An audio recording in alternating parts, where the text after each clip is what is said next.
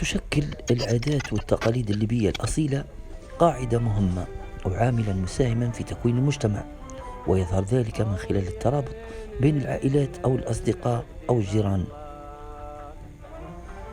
ويمتاز المجتمع الليبي بعدد من العادات والتقاليد المميزة التي لا يزال البعض يتمسك بها رغم التغير الكبير الذي واكب الحياة الحديثة.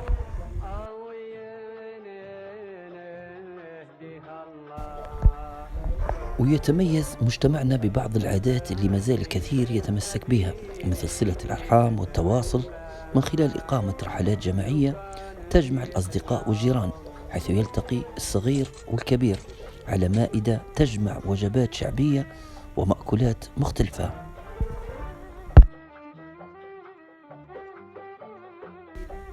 أجواء أقل ما يقال عنها أنها مميزة، تغرس القيم والمبادئ والحب في نفوس الجميع، وتبني مجتمع مترابط متمسك بعاداته وتقاليده.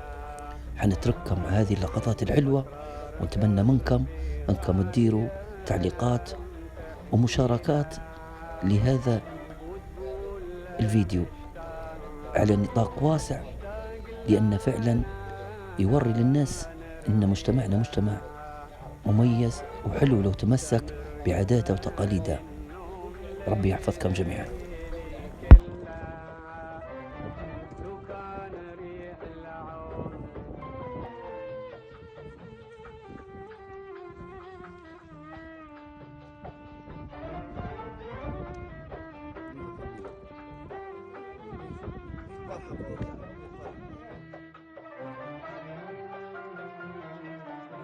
زردة بسيطة ذكرتنا بحاجات القدم،